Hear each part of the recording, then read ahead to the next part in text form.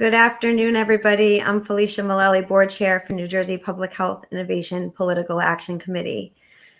Today is November 2nd. It is the New Jersey State Election Day. We have arrived and it is underway. I'm sure everyone's feeling a bit maybe anxious, definitely on our toes about the anticipation of what's to come. And I can tell you from our perspective, there is much excitement and determination for change. We've been seeing it across the state with packed polls, voting centers, and the conversations that we've been having. So there's no insider information here tonight, but we're going to talk about what we do know and how we can inform you.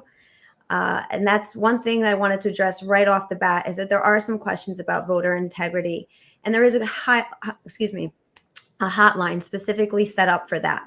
So that number is 609-288-2925. And I can put that information into the ticker in a moment, so it's relevant for you. This afternoon, I'm joined with my fellow PAC board members, Katie, our board secretary, and Lori, our treasurer.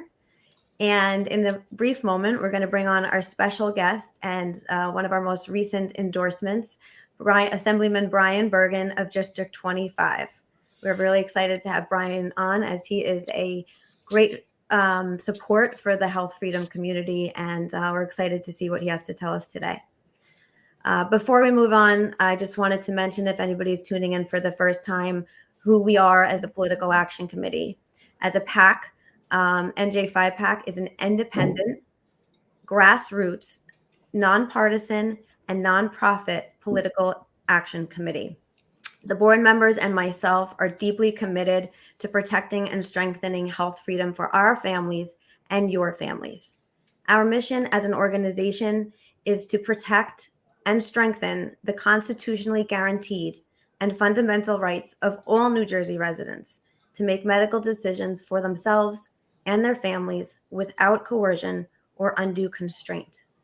Since the PAC's launch this past January, we have been working diligently to create relationships with legislators across the state so that we can become a bridge for our community to have relationships and feel rest assured that these legislators are with us. And we wanted to have a platform like this, the PAC, to show you up close and personal who they are, and then present to you with our integrity around the processes that we have internally. So this is why this platform was put together, to give you a place to meet influential, key strategic players that are relevant to health freedom in New Jersey. Forming the PAC got us a seat at the political table.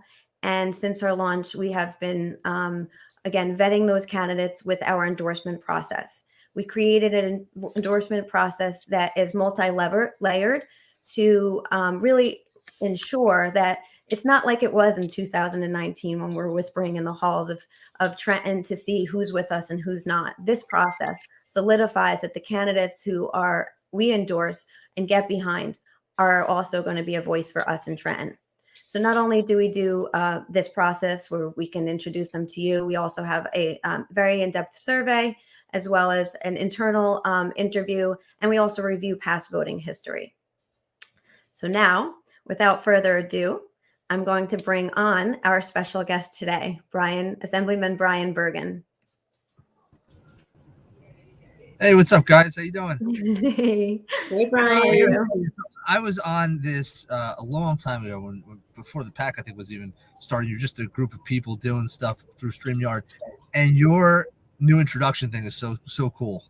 That was like this like massive production. It was cool. Yeah. Well done. Thank you. Yeah. Yeah.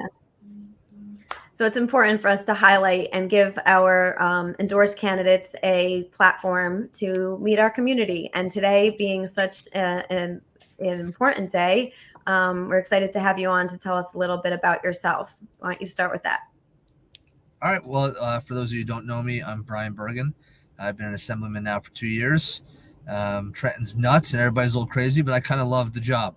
I'm really actually enjoying it. And so that's why I'm running for re-election. Hopefully tonight I'll be elected to my second term. That'd be pretty cool. By way of background, I'm a West Point grad. I did some time in the Army 8 years after I graduated West Point as an attack helicopter pilot, and got out, did a couple corporate jobs, and ended up owning my own company. And so now I run two businesses today. I'm actually in my car right now on my way from doing work at one of them. Look, I'm just an average, everyday guy who ended up accidentally being an assemblyman, and I love it. How's that for an intro? That's an amazing intro. Thank you. We love that you're an average guy who just flies helicopters. Oh, yeah. You know, my and we wife can tell says, you're being humble. Yeah, my wife says that she married a cool Apache pilot, and now she's stuck with me. And you're saving the kids. You have children yourself? I don't know if you mentioned that. I do. Yep, I have a 13-year-old daughter and a 9-year-old son. What's different about this election day for you, Brian, than it was 2 years ago when you were waiting to get elected for the first time? Well, let me go back even further. So I'll tell you about my first election ever, because it's running for state assembly 2 years ago was my second election. My first one was when I ran for council 2 years before that. And I'm a different person today than I was. I'm talking about election day person than I was back then. So when I ran for council the first time, you know, you can be a challenger at the polls. You guys are aware of this. So what I did was at every single poll location, I had books, and my challengers would mark off when people would show up. And I had 3 sets of these books. So I gave everybody a book at the beginning of the day. They would check them off. And then I came a couple hours later. I took them all and gave them a new set. And then I went to my computer and I plugged everybody in who had voted.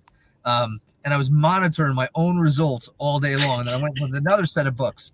And it was like the most stressful day ever. All I did was stare at data and plug names in and figure out where I was at all day until the polls closed. It was nuts. And then I got to the polls closed. I got the results. I went to the victory party. They announced it. I hugged a couple people, walked out the door, went home, and went to bed. That was it. I was so damn tired. I couldn't do anything anymore. So this version of me is a lot different. I realized that, you know, I've really done all I can do. At this point, there's very little left that I can do today that will change the results for me. I mean, I have things happening today. I have texts going out, ringless voicemails going out, email blasts. I have a lot of things that are pre-programmed to happen, but the reality is there's not much more that I can do that I haven't already done. So I'm working. This morning I was loading a 53-foot flatbed trailer with pallets and a forklift. I did that, and I drove some stuff to Pennsylvania, and I'm on my way back from Pennsylvania to New Jersey. So my method of coping with the election day stress is to work hard, and so that's what I'm doing today compared to what I did the last couple of years.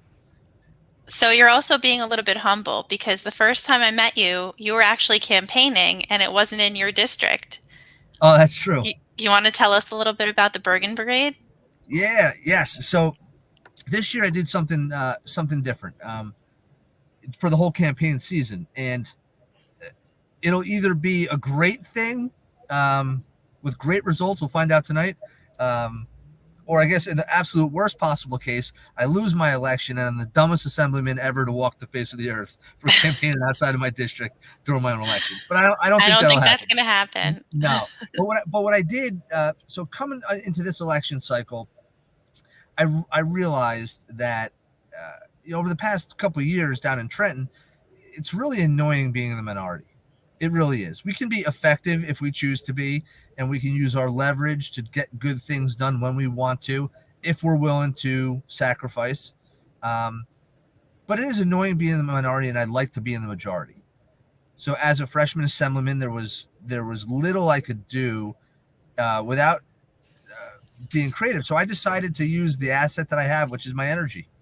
And I put together this thing called the Bergen Brigade, got all my volunteers together, and we started traveling the state, knocking doors for other campaigns.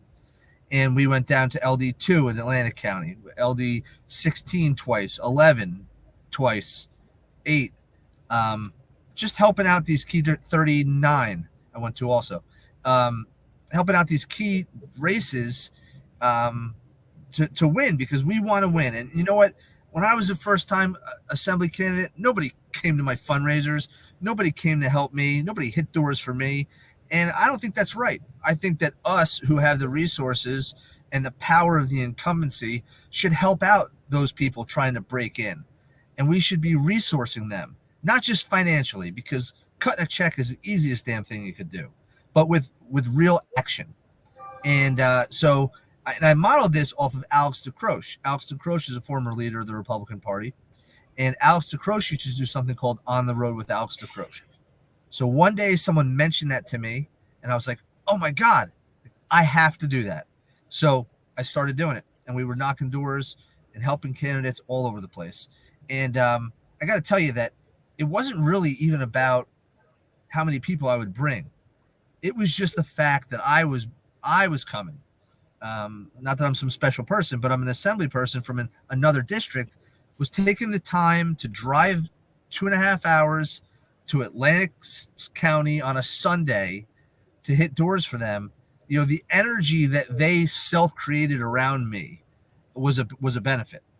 And I'm going to keep doing it unless I lose tonight. Well, keep doing it anyway, but that's not going to happen. Anyway. But you know, I'm going to keep doing it. I'm going to do it now. I'm not going to wait 2 more years either. I'm going to do it next year for the non-legislative races. We're going to find places where we can pick up seats in counties and towns across the state, and we're going to go, and we're going to help them, and we're going to hit doors, and we're going to remind people that there are options out there. And I'm going to just continue to spread my energy the best I possibly can. Thank you so much. Are you seeing that people are following you? Are you seeing that people are rising this year and certainly getting involved themselves? You see that? Yes. If you're talking about people like average everyday people who want to volunteer. Yeah, I mean, we have a list from our community of people in the Board of Ed, people looking for things to do to help. So it seems like there's, with the need for change, there's a rising, and that's, that's comforting and essential. Yeah, that's true. And I had volunteers people would show up who I've never met before, volunteer for me in a district that's not their own, and then would come time and time and time again. I'll mention one of their names right now, Brian Wegg. Brian Wegg has come with me. Hi, Brian. Everywhere. Yeah, everywhere. By far the most dedicated, hardworking, best volunteer I've ever come across. Oh, wow. And he's been with me everywhere. And I'm just grateful for him and people like him who've come out of the woodwork to help out, because it's not about me. I certainly don't benefit from being in Atlantic County. But it's a benefit to the Republican Party, and ultimately benefits us all if we can help other people get elected. So what I see frequently, as you can imagine, we follow a lot of legislators on both sides. And what I'll see is somebody say, why aren't you doing anything about this? Why aren't you fixing it? You're complaining, but you're not doing anything. And they're like, no, I'm 1 vote out of 80 or 40. And I think a lot of times people, especially people like me who are newbie to politics when it comes for your kids, we don't understand that fully. So I think you doing that to try to make your vote count more is amazing for us, for, people whose issues you stand up for. I think that's, it's admirable, and thank you very much for everything you do. Oh, you're very welcome. And, and we are more than just a vote. And that's, everybody else realizes this, but I'm going to say it out loud. Every member of the legislature is more than just their vote. I mean, sure, I'm 1 vote in 80, but if that's all I was a guy who could go push a button, I shouldn't be there. There's a lot more to it. There's a lot more ways to work with other people and influence people and and on occasion be the opposition party that's necessary down there, and to cause chaos on occasion, and whatever you need to do to get the job done. So there's a lot more we can do, particularly in the minority, than just being one vote of the 28 of the 80 overall. There's so many more levers we can pull to make a difference. There really are. I think when we get time, we're going to have to compile some of your speeches made during session. Yeah, that'd be fun. I like those. From time to time, I've come up with the idea, and nobody will let me do it. But of putting together a blooper reel, because I'm a narcissist. Right. I mean, so because I give these speeches and I like them, and I'm a narcissist. I'm a politician, for crying out loud. So to some degree, I like watching my own stuff. But there is some stuff I say that's really stupid intertwined in it. I mean, there really is. There's occasions where I will say words that make no sense, and they get caught up in the whole speech, so nobody really notices it. But I notice. Well, you're heated and you're emotional. You're not emotional. You're trying to get your message across. Yeah, but I'll say words that just I'm like, that's not even a word. How does that? I think one time I wanted to say a litany of things, which is an accurate word, and I called it a litness. Just like stuff like that, like a whole bunch of silly stuff. There's one time, one speech that I gave where I was making a point about how the Democrats are majority of them are public employees, and so that they benefit from a larger budget, which is why our budget continues to grow. And when I said that there are 52 members of the Democratic Assembly caucus, I said 23 of you are public employees, 4 of you are professional legislators, and 3 have pensions, something like that. And I said 31 of you, but if you add it up to 30. It wasn't 31. So like little stuff like that. It's just nobody caught you. Nope, no, nobody caught. But it's just, and every time I'm like, oh, wouldn't it be cool? I come up every couple months. Wouldn't it be cool to do a blooper reel of all my mistakes? And people are like, no, you shouldn't. Make fun of yourself. I think we don't need to highlight it, but I always say we're all perfectly imperfect, and we're just the passion and the what shines through is your commitment to the service. Right. It's so funny. Yeah. So we have here a comment that was saying how amazing your speech was when you called out Governor Murphy on the more executive power. Is that the one you were just talking about when you said that? No, that one was the budget speech. But yeah, it was the budget speech. Okay. Yeah.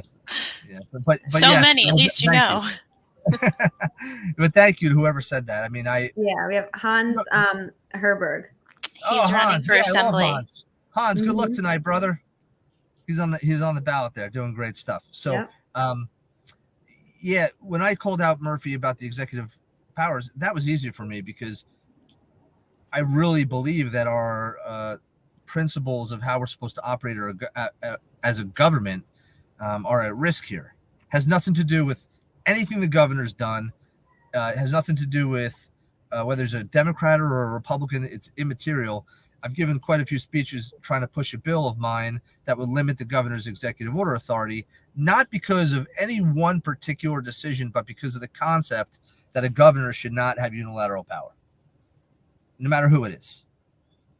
And so I'm pretty passionate, so it's easy to speak on that topic. And the thing I found interesting about that is that different legislators, they get into it because they want to have that voice for their people. They want to be that one of the votes. That's the whole thing. So to just take your vote and all this hard work you guys have been doing campaigning and then say, here, I'm going to give it to the governor instead of using my vote. It seems weird to me. Yeah. But it's not right. It shouldn't happen that way. And most of New Jersey probably agreed. At least some we know agree. Right, but politically on the Democrat side, you got to understand that they were able to get away with the governor doing all kinds of potentially unpopular stuff, and they did not then have to do it, and they never had to vote for it. They just let him do it.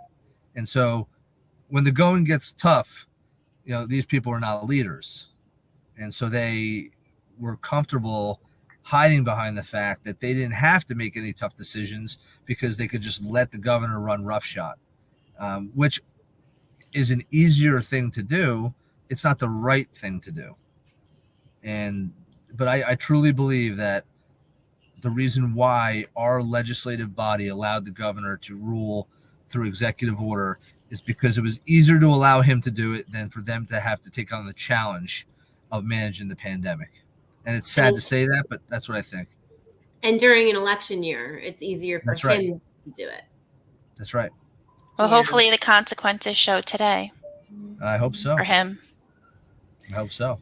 But I was counting on all you political narcissists to step up and say, hey, I want to use my vote. Why is he going to get my vote?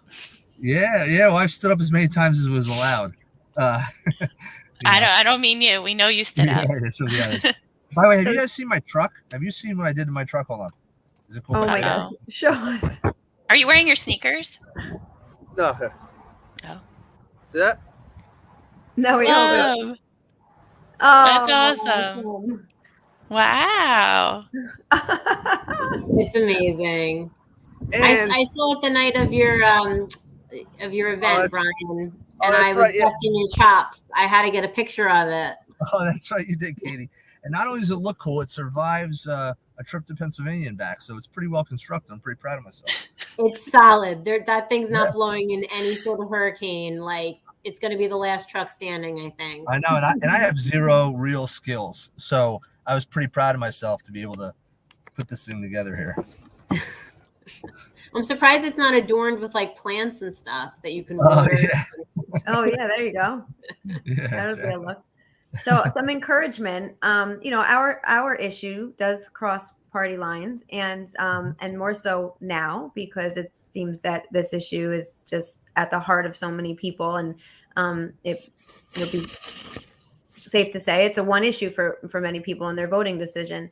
And somebody commented on one of our threads that I'm a Democrat and I'm voting Republican. So I posted it on one of our platforms, and in the thread, I could say there's at least like a handful of me too. And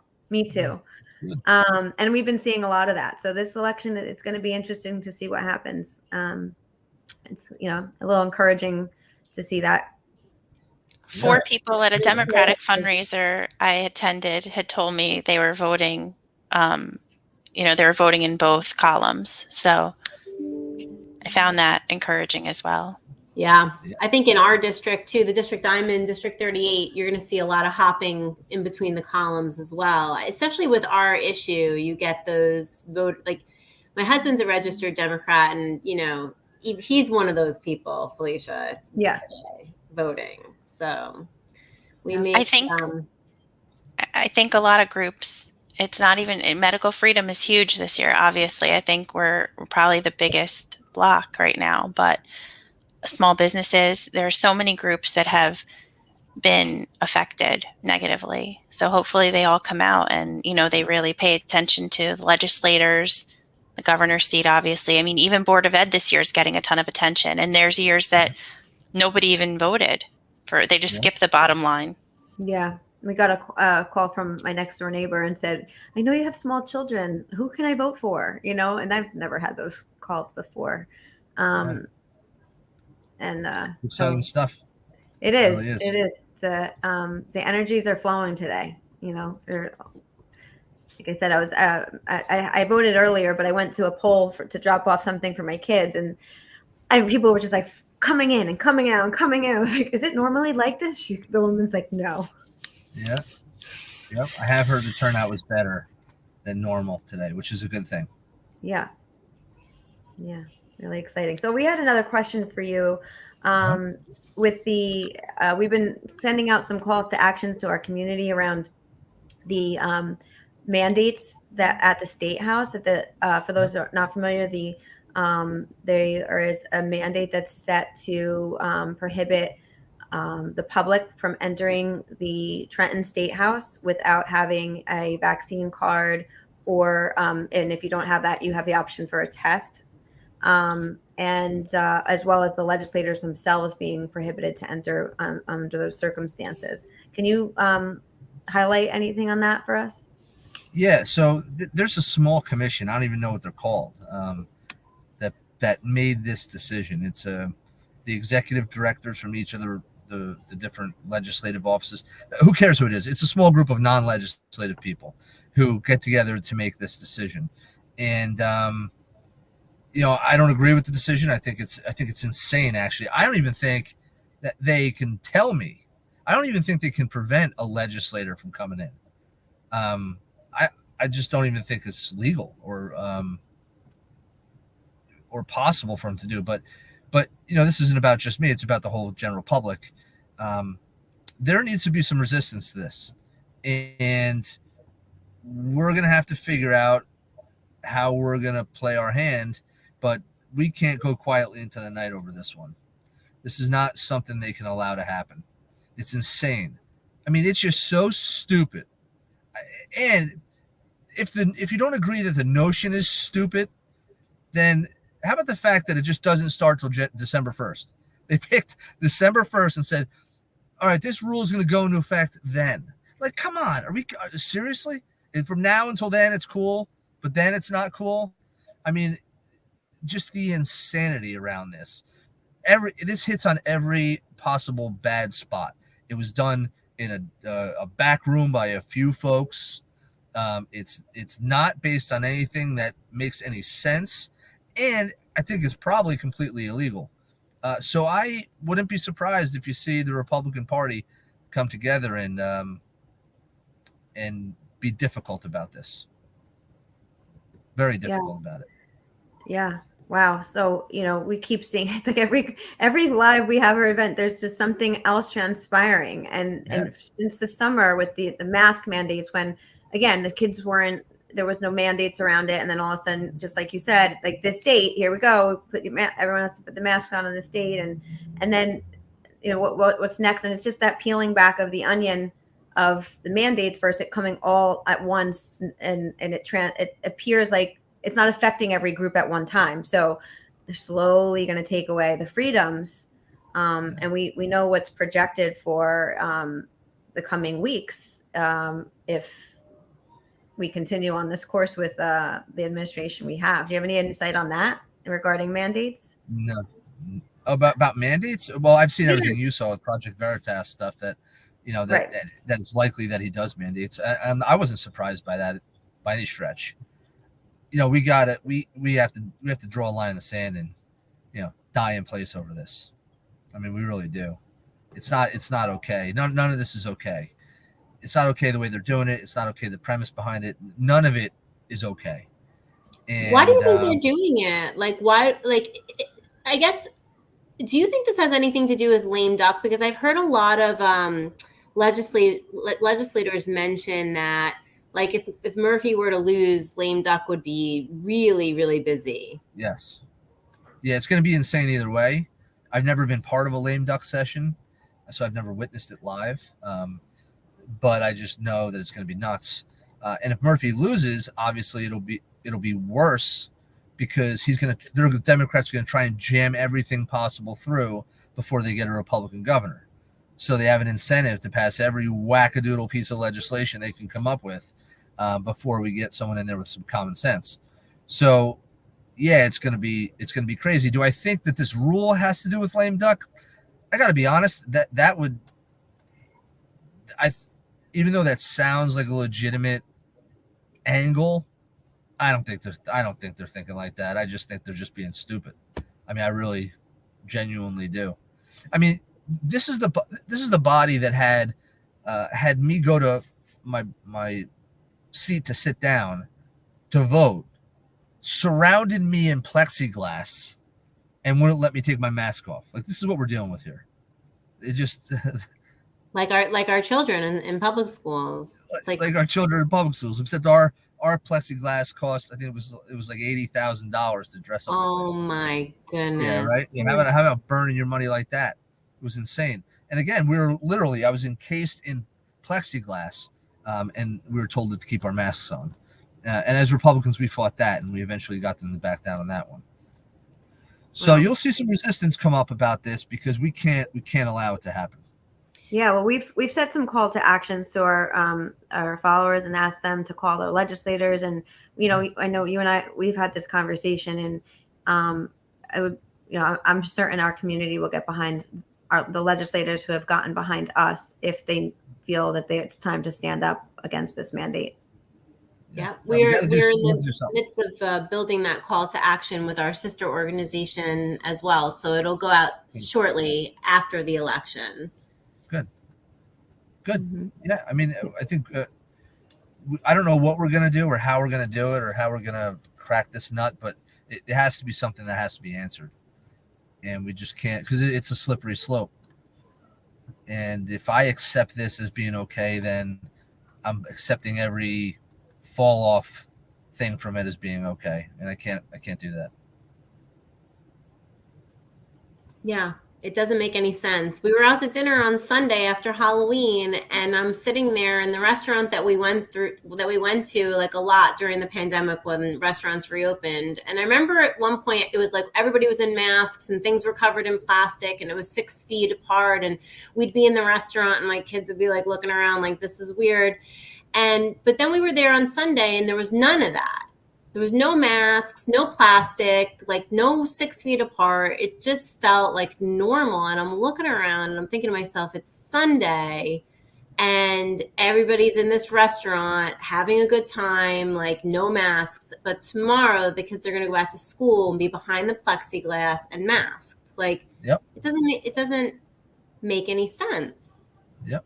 Only a month and a half ago, I went to an event with a majority of the legislative body, all unmasked, all inside. It was all okay, hugging, everything was fine, and now we gotta, have a vaccine to walk in the State House. It's just, you can't make this up. You really can't. It's incredible. It's a slippery slope, and I think some of us see it, and then others are still having a hard time seeing it, and I think there will be people who never see it, like 99 boosters in. It's just like the more the merrier. But, it comes down to this being a choice and how important that is. Otherwise there's a lot of coercive tactics that can come our way. And you, as a legislator are experiencing that with this December 1st deadline. Yeah. Yeah. It's really, it's nuts. It's not, again, it just comes down to choice. That's all we're saying. I mean, if people aren't vaccinated and they want to get vaccinated, they should get vaccinated. People should get vaccinated. I'm fine with that. I've always been fine with that. I think everybody's fine with that. That's the whole thing. I mean, no one's running around saying don't get the vaccine. If you want it, you get the vaccine. You're an idiot. No one's not saying that. I mean, get the vaccine. It's great. Fine. If you had COVID and you don't want to have the vaccine because you had COVID and you have antibodies, then why the hell can't you do that? I don't get it. Yeah. It's really difficult to swallow all this craziness. So, Brian, what would be your first order of business? What is the issues that get you out of bed? This isn't, health freedom is important to us, of course, but is there anything you want to highlight that's important to you in regard to policy and such for the people watching? Yeah. So this past term and going into my next term, the biggest things that I've been focused on is small business. These are not in numerical order, but small business, veterans, and legislation that affects our police and first responders. So we have, I've done a lot of legislation for veterans. Unfortunately, our veterans don't get nearly enough. And I'm a vet, so I understand what vets get and what they don't get. And there's a lot of legislation out there that sounds really cool, but it amounts to almost nothing. It doesn't move the needle for veterans. And so I've been a very outspoken advocate of putting together legislation that really actually changes the lives of veterans, not token stuff that sounds cool or, a $6,000 off your taxes, which sounds like a lot, right? I mean, whoa, $6,000. It's like $200. You're saving a vet $200. I mean, come on. Is that going to affect somebody's life that much? The answer is no. We need to do real big, bold legislation for veterans. And I have it drafted, and I'm going to push it. And I'm going to make it law at some point. Also for police and first responders, I got a great bill that actually might go through in lame duck, which would prevent a police officer or or fireman or any first responder from losing their job for having a diagnosis of PTSD. Because what you have today is you have police officers and firefighters out there that see terrible, terrible, terrible things, but they won't go and get any help because as soon as they get diagnosed with PTSD, they can be deemed unfit for duty and lose their job. So why would you go for help, right? But you know what's, and people say to me, well, Brian, if you make a law that prevents them from being fired, then you're having a person who has PTSD on the job. Yeah, I'm actually okay with that because they're getting the treatment they need, and at least they've identified it. What I'm scared of is somebody on the job, a cop or fireman or whoever, who has PTSD that is not getting help, that is suffering from it because they could then make a bad decision on the job because of it. So this legislation would protect those folks. I have a lot of other cool legislation. I'll hit on a few. I get excited about them. Do you know that police officers in the state of New Jersey have 0 hours of self-defense training required a year? Zero. So the cop that's going to come help you one day gets no self-defense training. They get self-defense training in the police academy and then never again. So 25 years, none. So my piece of legislation would require 48 hours a year of self-defense training for cops. You know why that's important is because the better trained you are in self-defense, the less likely you are to actually do something because you're more confident. So you can wait longer before you have to take action in an altercation. And so you can de-escalate a situation better. And then when you do have to act as a police officer, instead of slamming someone on the ground because you're scared and you don't know what else to do, or punching them in the face because you're scared and you don't know what else to do, you will have the tools to be less aggressive in the moment. And all reducing liability, reducing injuries to the cops, reducing injuries to the public. And, sometimes when you're in some kind of situation, you may be able to use your hands instead of reaching for a weapon and shooting somebody. So having the self-defense training, the cops want it. I want them to have it. And this bill would make sure that people have to give it to them. Another bill tied to that is a bill that would require annual physical fitness tests for cops. I could make every cop a friggin' ninja, but if they can't run 50 feet after somebody, right, it doesn't make a difference. So annual physical fitness test is important. So police officers are stay in physical shape for their entire career. And I wrote the bill in such a way that gives them, I believe it's 3 years before it goes into effect. So they can get in shape? Yeah, you can't get in shape in 3 years. You're in the wrong profession. Okay. Plenty of time. Yeah. Thank God I'm not a cop. Right, there you go. That's a couple examples of the police legislation, and then I have all kinds of cool small business stuff out there that would really help small businesses to navigate this climate better, including some tax reduction for cigars, some stuff that would help with sales tax collection for small companies. I could go on all day, but so to sum it up, veterans, police and fire, small business, those are my priority issues. Excellent. Yeah. Excellent. You're doing along with you guys, but for you guys, I'm more on the defense than the offense. We got to prevent the craziness. For now, really solvable. Yeah, things are changing. That's right. Yeah, things are changing from the bottom up and top down and all around. Yeah, we'd like to be on the offense one day, more so. There you go. What are your thoughts on a philosophical exemption? Just out of curiosity. I don't think there should be mandates. So without mandates, there's not needs for exemptions. Good answer. So that kind of takes that out. Yeah. Look, I got to admit, I've come on a long journey when it came to vaccines. I had people coming in like a revolving door when I first got into office, and I didn't know what the heck to make of it. And I told them all that. I was very, very, very honest that I just don't know. I could read. The problem with the vaccine issue in general, I'm talking like not COVID, forget COVID, but MMR and all this other stuff. I could have somebody walk into my office today. I could have two people wait in the hallway with a stack of papers. One will come in and present the most compelling friggin' argument I've ever heard that everybody on the planet should be vaccinated or else we're all going to die. Then that person walks out and another person walks in with the same papers ordered in a different way that can convince me that vaccines aren't needed at all. It's such a complicated topic to deal with. So in the absence of clarity, I err on the side of freedom. Mm-hmm. And and then I'm trying to understand the issue scientifically. Either I'm just not smart enough to do it, or it's just not possible, or I need more time. But for right now, I'm erring on the side of freedom. Understandable. It's a complex issue, and like with any medical intervention, it's never a one size fits all. So there's always going to be a paper in the stack that is going to contradict, which is why the idea that being left to a choice is always a good thing, because there's going to be somebody who's bound to need that and need to exercise that choice, and the mandate could be a very bad thing for that person. Right. Yeah, no, you're right. It's a tough issue. The only place I'm okay with mandates at all, just to get this out there in the public, is with the military. A lot of people were objecting about military people having to get this, having to get that. I don't subscribe to that. You're in the Army, you get the shot, okay? Because it's a different environment. We're talking about war and preparedness to go to war. That's a whole different ballgame. They're not even the same things. In the military, you don't have the freedom of speech either.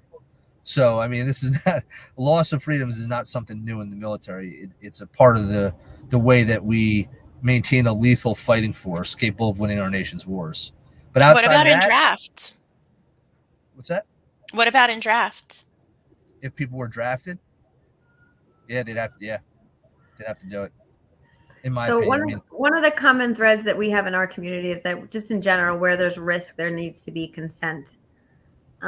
Whether when death is on the package insert, there needs to be consent, and some things that we try to exemplify regarding those issues. So and let's give you this word we usually ask: what does medical freedom mean to you? Well, it's the freedom to make choices for yourself about medical related stuff. But everything. What is that? I don't know. Yeah, it's good. Good. That's going on our blooper reel. Yeah. Medical related. About medical stuff. I mean, I don't know. I don't know a better way to I answer like that. it. No, it's good. You got a it's better good. definition? No. Yeah, it's choice, basically, without coercion, right? So you want to be able to maintain your choice around any decision, whatever you want to put into your body or not put into your body, without being coerced to do so. That's what I think. That's how I think of it. Sure. Ever since I kind of fell into this issue, it's for me. I think about education has been the biggest thing. Like my children's right to an education, right? So I think that that's often used as coercion, just like you're being coerced to either take a test or get the jab in order to enter the state house to vote and to speak. Yep.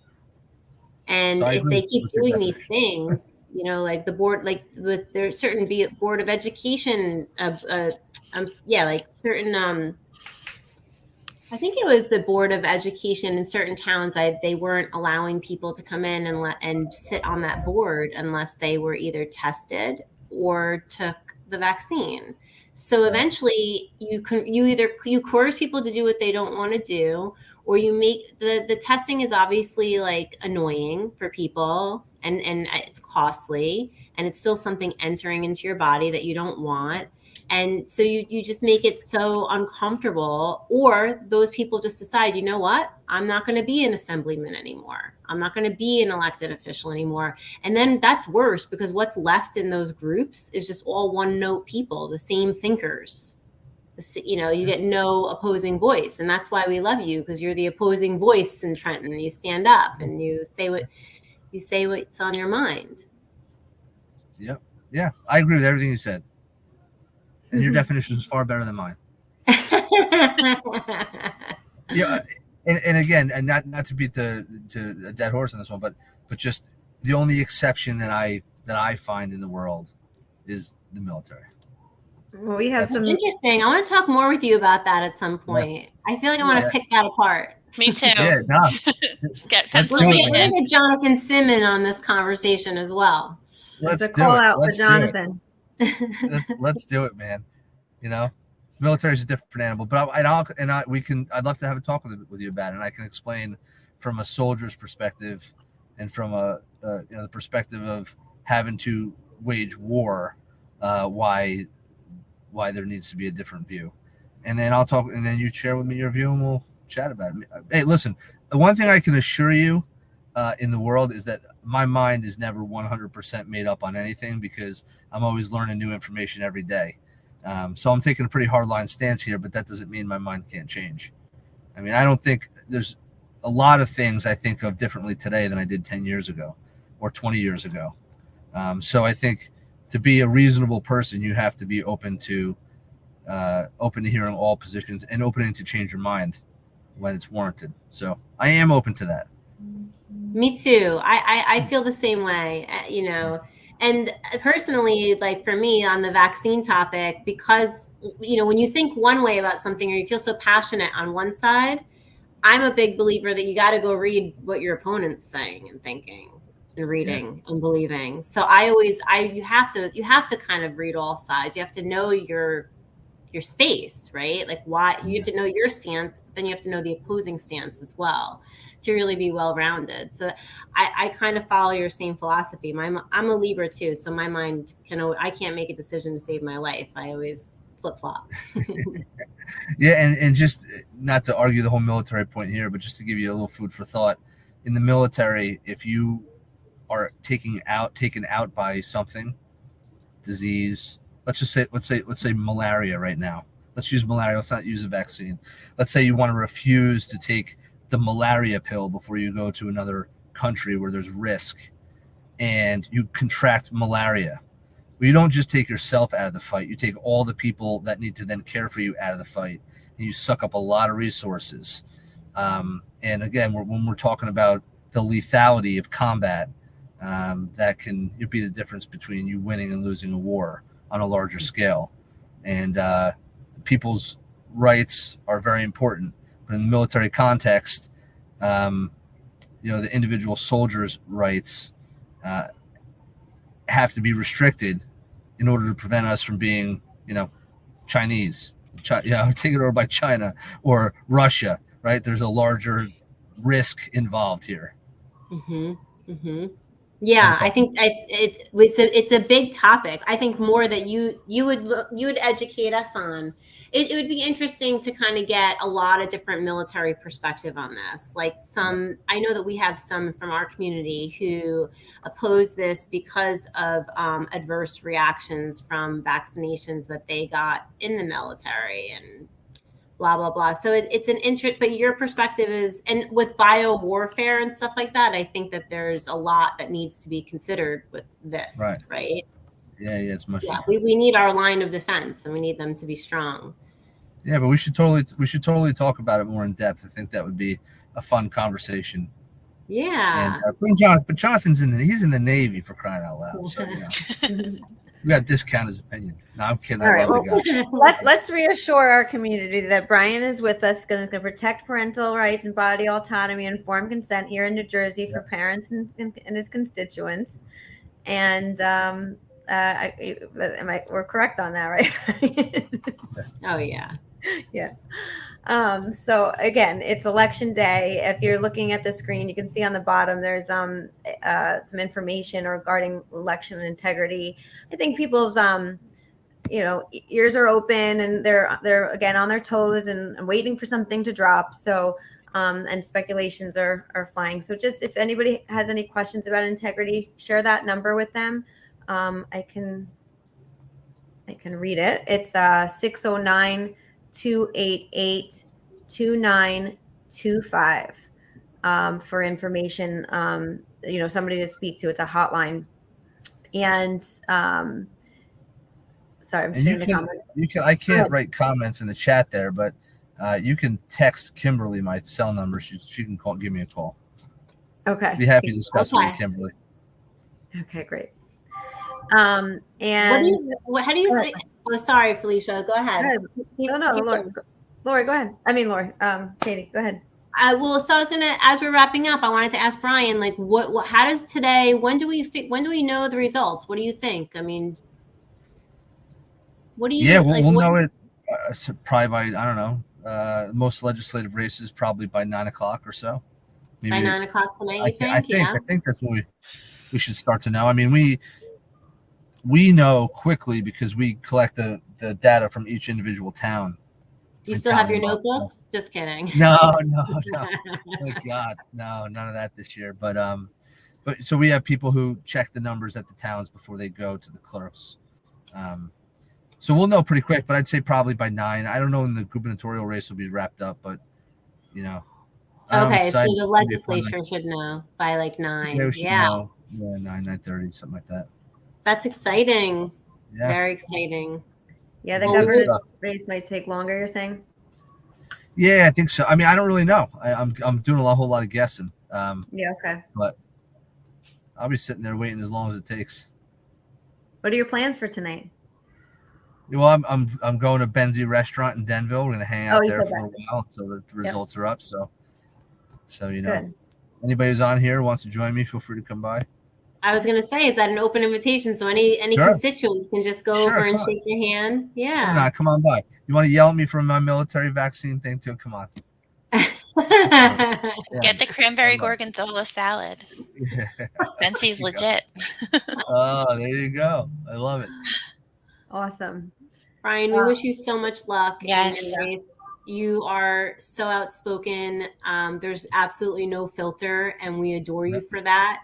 It's one of your greatest strengths, and I really look forward to seeing you continue in this role in the legislature. And thank you for being our voice. Yeah. Thank you, guys. I'm excited, man. I'm having a good time. Well, that's what it's about. Right. Yeah. So just to wrap up, we're here today endorsing Brian Bergen for District 25, Assemblyman Brian Bergen. And we are thankful, again, like Katie said, for his voice and action thus far for health freedom. And we're excited to have him, move forward with us as well after this election. For those of you who are interested in our voters guide and for more information, polls are still open till 8 p.m. If anybody needs information on who we've endorsed, you can go to www.njphac.org/VG for voters guide. And we thank you for tuning in. Please stick with us. We will, regardless of the results, be present for you and continue to fight this fight with you, regardless of what happens. So thank you for tuning in and have a great afternoon. You will be hearing from us once again soon. Thank you. Bye, everyone. Bye. Bye.